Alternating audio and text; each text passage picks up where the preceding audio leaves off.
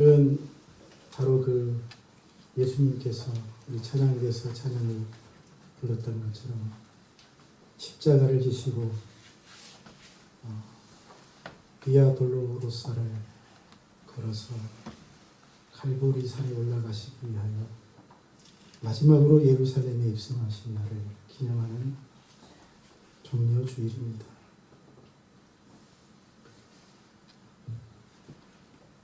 예수님께서 예루살렘에 입성하실 때 오늘 말씀을 보니 명절을 보내려고 예루살렘에 왔던 많은 무리들이 예수님이 온다는 얘기를 듣고 예수님을 맞으러 나간 것 같습니다. 백성들은 유월절에 명절을 보내고 예루살렘에 오시는 예수님을 마치 왕을 맞듯이 맞이합니다. 옷을 벗어서 길에 깔고 자기들의 겉옷을 말이죠. 종려나무 가지를 꺾어 흔들며 환영을 했습니다. 격하게 환영을 했습니다. 아마 그들은 그렇게 생각했을 거예요. 지금 저 놀라운 기적과 이적을 행하는 능력의 사람이 예루살렘에 오셔서 우리 유대인의 왕이 되어가지고 우리를 지금 이 로마의 식민지, 로마의 압제 아래에서 구원해 줄 것이라고, 이제 곧 그런 날이 올 것이라고 생각하며 예수님을 맞으러 나가 길에 옷을 깔고 종려나무 가지를 흔들었는지 모릅니다. 하지만 예수님은 로마의 압제 아래서 유대인들을 구원하러 예루살렘에 들어간 것이 아니고 그보다 더 심각한 죄와 사망으로 인하여 영원히 멸망을 당하고 죽을 수밖에 없는 유대인들만이 아니라 하나님이 선택하신 이스라엘 백성만이 아니라 온 인류를 구원하시기 위하여 예루살렘에 입성하신 줄로 믿습니다. 아멘. 어떤 목적으로 군중들이 나갔던 군중들은 어린 나귀를 타시고 예루살렘으로 들어오시는 예수님을 호산나 찬송하리로다, 주의 이름으로 오시는 이여 이스라엘의 왕이시여라며 환영했습니다. 이 호산나라는 말은 나를 구원하소서라는 뜻을 가진 헬라어 아닙니까? 참 의미심장하죠. 그들은 로마의 압제 아래에서 이 고통 속에서 우리를 구원해 달라는 의미로 호산나를 외쳤는지 모르지만 결국 이 외침은 우리를 죄와 사망에서 영원한 멸망에서 구원해 달라는 온 인류의 외침인 줄로 믿습니다. 그런데 참 놀라운 사실은 예수님이 왕으로서 어린 나귀를 타시고 예루살렘에 입성하실 일, 바로 이 일이, 그리고 군중들이 정말 격하게 환영할 것이라는 사실이 이미 480년 전에, 480여 년 전에 선지자 스가랴에 의하여 예언되어 있다는 사실입니다. 예수님이 예루살렘에 입성하시기 480년 전에 예언되어 있다는 놀라운 사실입니다. 480년은 어느 때라고 생각해야 할까요? 우리가 2024년을 살고 있습니다. 480년이면 이순신 장군이 이제 돌아가신 다음 아닐까요? 1590년 거북선을 만들어 바다를 지켰다고 하셨습니다. 그죠? 그 시대에 오늘 일어날 어떤 일에 대하여 정확하게 예언을 하고 그 일이 이루어졌다고 생각해 보십시오. 참 놀라운 일이 아닐 수 없습니다. 이것은 하나님의 계획과 섭리가 아니면 있을 수 없는 일입니다. 스가랴 9장 9절로 10절이 바로 그 선지자의 말인데, 시온에 따라 크게 기뻐할지어다. 예루살렘에 따라 즐거이 부를지어다. 보라, 내 왕이 내게 임하시나니 그는 공의로우시며 구원을 베푸시며 겸손하셔서 나귀를 타시나니 나귀의 작은 것 곧 나귀 새끼인가. 내가 에브라임의 병거와 예루살렘의 말을 끊겠고 전쟁하는 활도 끊으리니 그가 이방 사람에게 화평을 전할 것이요 그의 통치는 바다에서 바다까지 이르고 유브라데 강에서 땅 끝까지 이르리라. 할렐루야. 스가랴.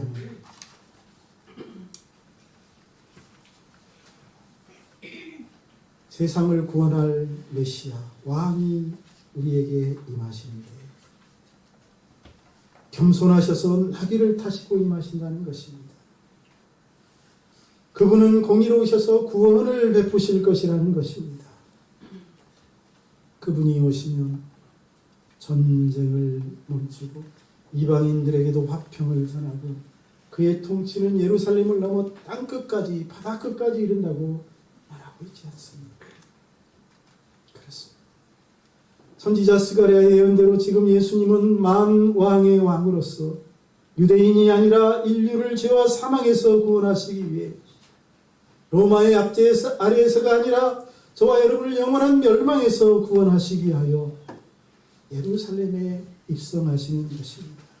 오늘이 바로 그 날을 기념하는 종려주일입니다. 우리는 오늘 예수님을 우리의 마음에 맞아들이며 당시 주님을 환영했던 군중들처럼 종려나무 가지를 꺾어 흔들며 호산나 찬송하리로다 주의 이름으로 오시는 이여 이스라엘의 왕이시여라며 주님을 환영해야 할 줄로 믿습니다.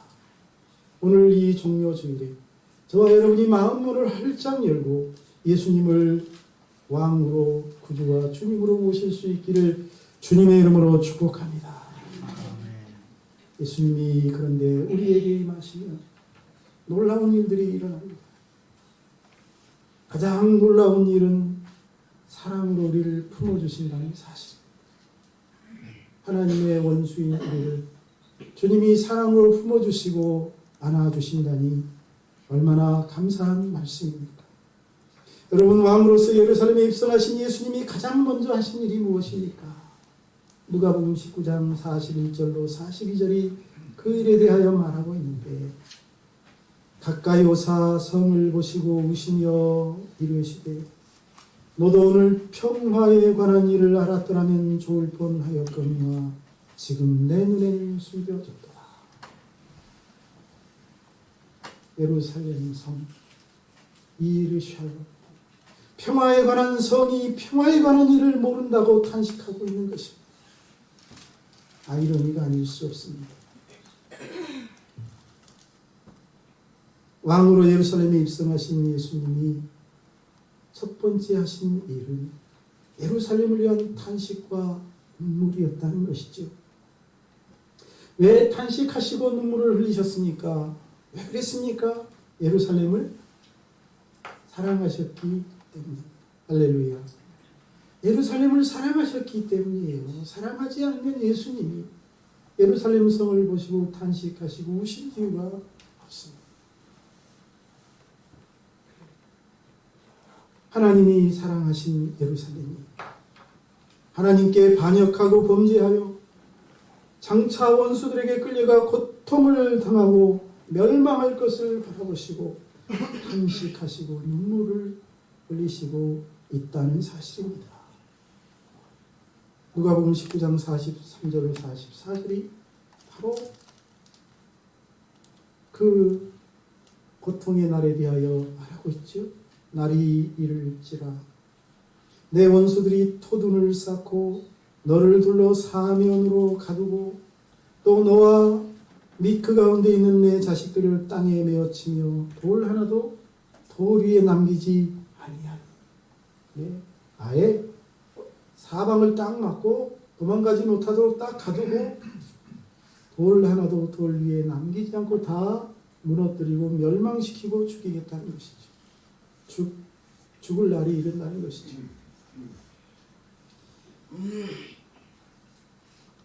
그런데 이렇게 예루살렘을 향하여 탄식하시고 심판을 경고하시는 예수님이 그 예루살렘을 얼마나 사랑하셨는지를 보여주는 구절이 있습니다. 마태복음 23장 37절. 예루살렘아 예루살렘, 선지자들을 죽이고 내게 파송된 자들을 돌로 치는 자여, 암탉이 그 새끼를 날개 아래에 모은 같이 내가 내 자녀를 모으려 한 일이 몇 번이더냐. 그러나 너희가 원하지 아니하였도다. 여러분, 여기서 암탉이 그 새끼를 날개 아래에 모은 같이 내가 내 자녀를 모으려 한 일이 몇 번이더냐라는 말씀. 범죄한 이스라엘, 타락한 이스라엘을 사랑하셨어. 그 날개 아래 보호하시고 그들에게 은혜를 베푸시려 했던 하나님의 모습을 보여주고 있는 것입니다. 다시 말하면 이 표현은 예수님이 예루살렘을 얼마나 사랑하시고 또 사랑하셔서 예루살렘을 품어주려 하셨는지를 나타내주는 표현이라고 할 수 있습니다. 그렇습니다. 우리가 마음을 열고 예수님을 나의 왕으로 모셔드리면 예수님은 사랑으로 하나님을 떠난 저와 여러분을 품어주실 줄로 믿습니다. 하나님을 거역하고 죄 가운데서 살아가는 저와 여러분을 품어주실 줄로 믿습니다. 하나님을 배역하고 멸망의 길을 걸어가고 있는 저와 여러분을 품어주실 줄로 믿습니다. 오늘 이 종려주일이 우리를 사랑하시는 그 예수님을 구주와 주님으로 영접하는 주일이 될 수 있기를 주의 이름으로 축복합니다. 뿐만 아니라 예루살렘에 입성하신 이 예수님을 저와 여러분이 모셔드리면 앞으로 일어날 모든 일들도 알려주십니다. 누가복음 19장 43절로 44절을 보면 예수님이 앞으로 일어날 예루살렘에 대한 일을 알려주시고 있습니다. 날이 이를지라 내 원수들이 너를 토두를 쌓고 너를 둘러 사면으로 가두고 또 너와 및 그 가운데 있는 내 자식들을 땅에 메어치고 돌 하나도 돌 위에 남기지 아니하리니. 이는 예수님께서 사랑하는 예루살렘이 앞으로 일어날 참혹한 일들에 대하여 알려주시는 말씀입니다. 예루살렘에 입성하신 예수님은 머지않아 그 예루살렘에 닥칠 비극을 알고 계셨습니다. 그래서 앞으로 어떤 일이 일어날지를 알려주고 있는 것입니다. 왜 알려주십니까? 미리 그날을 준비하라고, 미리 그날을 대비하라고. 이는 예수님께서 예루살렘을 사랑하셔서 앞으로 일어날 일을 알려주고 있는 것입니다. 그렇습니다. 예루살렘에 입성하신 예수님은 예루살렘에 어떤 일들이 일어날지 다 알고 계시는 분이십니다. 그래서 사랑하는 예루살렘이 그 비극의 날에 하나님의 은혜를 입도록 미리 준비하도록 알려주시는 분이신 줄로 믿습니다. 그런데 예수님의 이 경고를 듣고도 이스라엘은 준비하지 않죠. 그래서 실제로 얼마 지나지 않아 예루살렘에 끔찍한 비극의 날이 닥치고야 합니다. 그 첫째가 AD 70년 예루살렘이 로마군에 의해 짓밟히고 멸망하게 되죠. 이때 헤롯 왕이 지은 제 세 번째 성전마저도 돌 하나 돌 위에 남지 않고 완전히 무너지고 파괴됩니다. 그리고 그 성전이 서 있던 토대만 남게 되고 그 토대의 한쪽 벽이 남아있는데 오늘날 그 벽을 통곡의 벽이라고 부릅니다. 그 사건으로 유대는 멸망하고 유대인들은 전 세계에 뿔뿔이 흩어지죠. 솔로몬이 지었던 성전도 바벨론에 의하여 멸망하고 스가랴에 의하여 스룹바벨에 의하여 지어졌던 이 성전도 철저하게 회파되고 헤롯 대왕이 지었던 성전마저도 무너지고 무너진 이후 지금까지도 그 자리에 하나님을 위한 성전이 세워지지 못하고 있습니다. 그뿐만이 아니죠. 그 이후로도 AD 150년 그리고 또 더 나아가서 독일의 히틀러에 의하여 유대인들에게 얼마나 큰 고통의 날이 참혹한 날이 닥쳐옵니까? 여러분, 예수님은 왕으로 오셔서 장래에 우리에게 어떤 일이 닥칠지 다 알고 계시므로 저와 여러분들에게 그 날을 알려주십니다. 더구나 우리가 죽으면 우리에게 닥칠 감당할 수 없는 형벌이 기다리고 있음을 아시고 저와 여러분에게 그 날을 피하도록 그 형벌을 면하도록 알려주시는 줄로 믿습니다. 그래서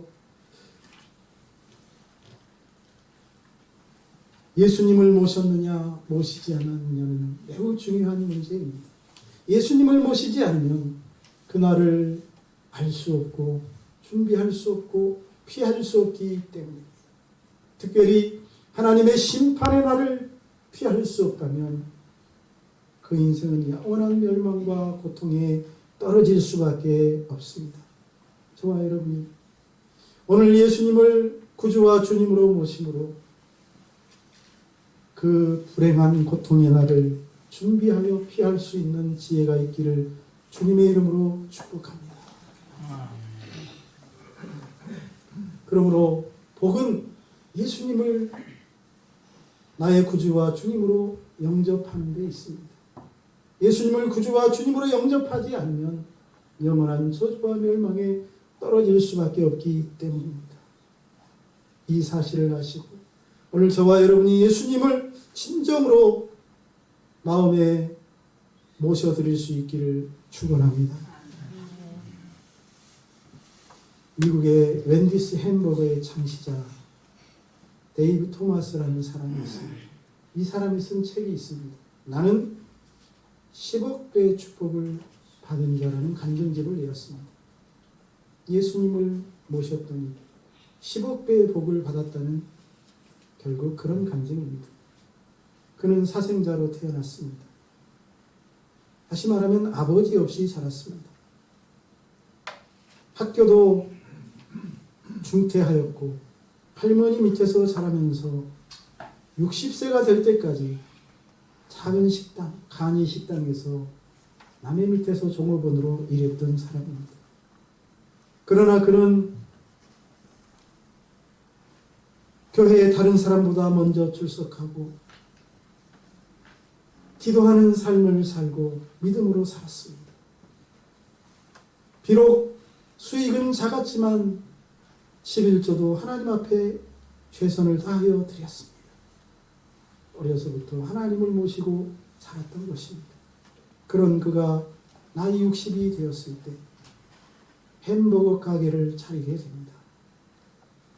그는 다른 사람보다 햄버거 가게를 운영하면서 더 좋은 재료를 사용하고 더 저렴하게 더 맛있는 햄버거를 만들기 시작합니다.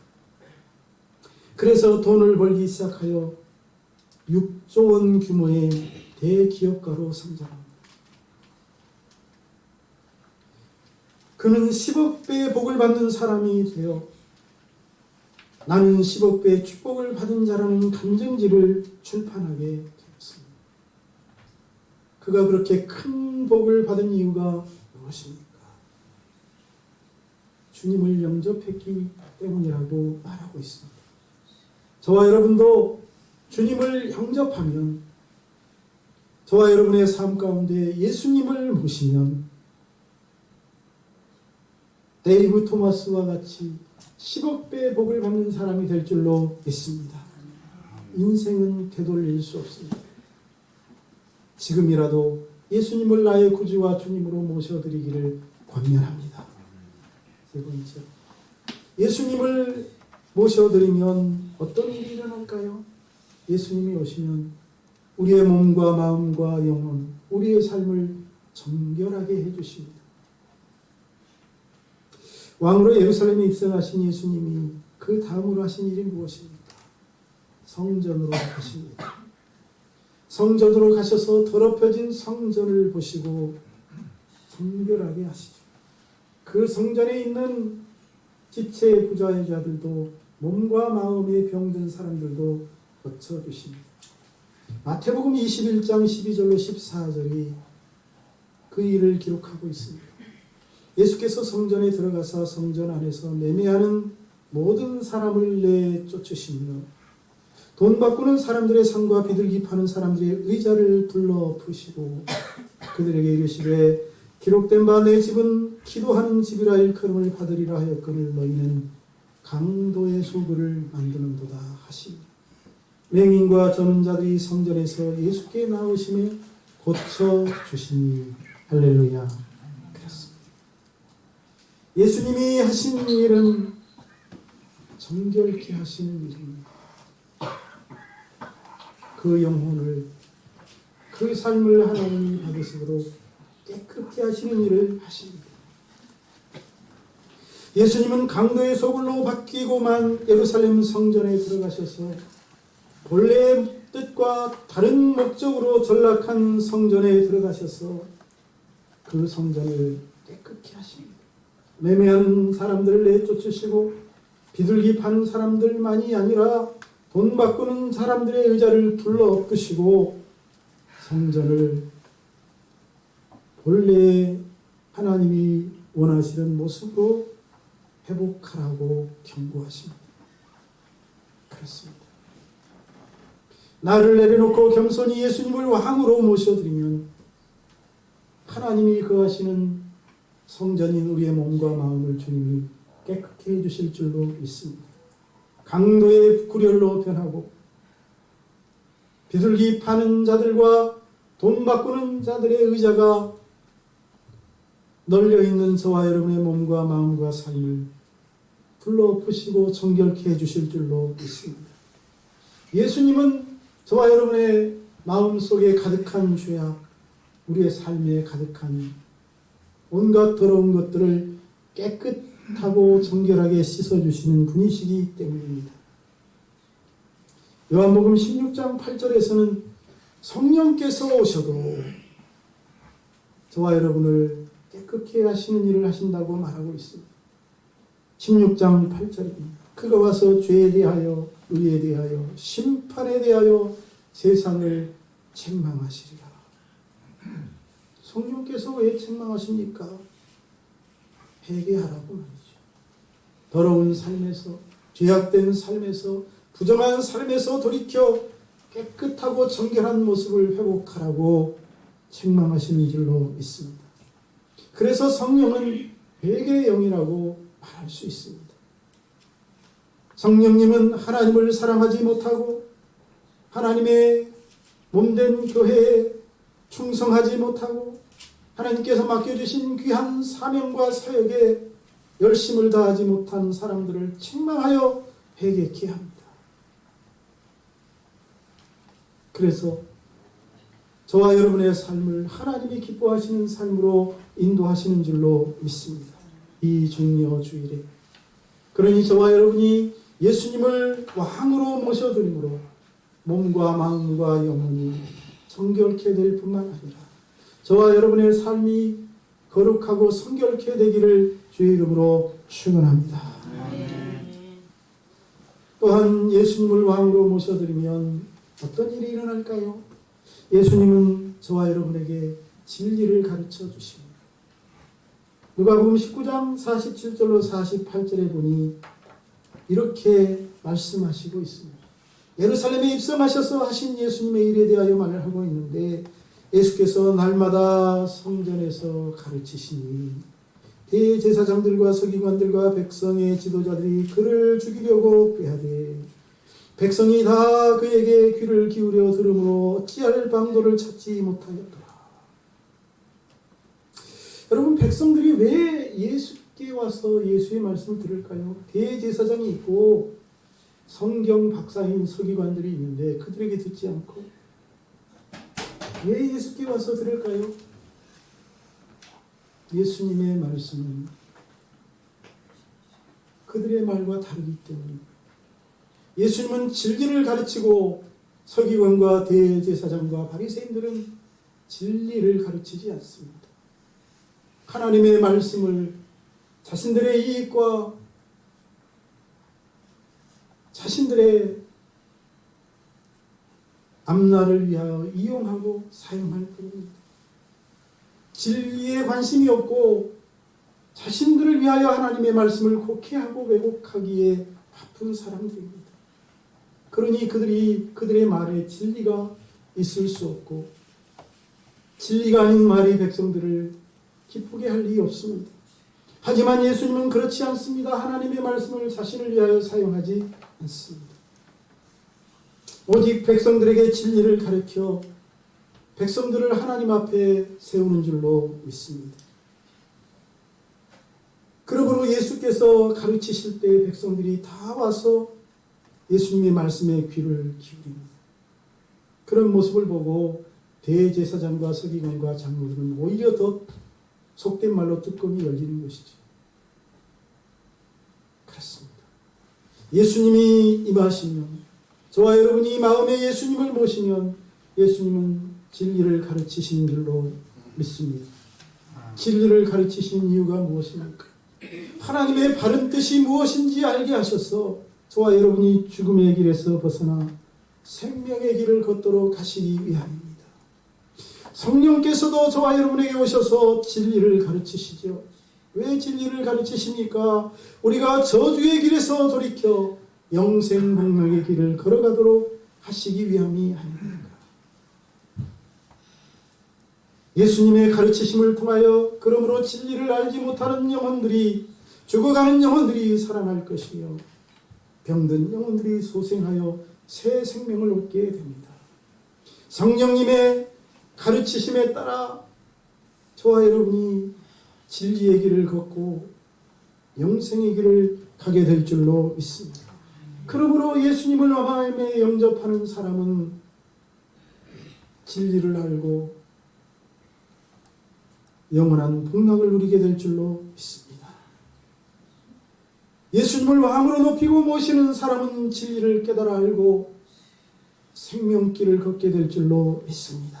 그러니 오늘 이 시간이 마음의 문을 열고 예수님을 왕으로 나의 구주와 주님으로 영접하고 고백할 수 있는 시간 될 수 있기를 축복합니다.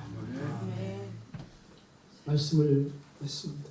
사랑하는 여러분, 예수님은 비록 어린 나귀를 타고 초라하게 예루살렘에 입성하셨지만 그분은 만주의 주요 만왕의 왕이십니다.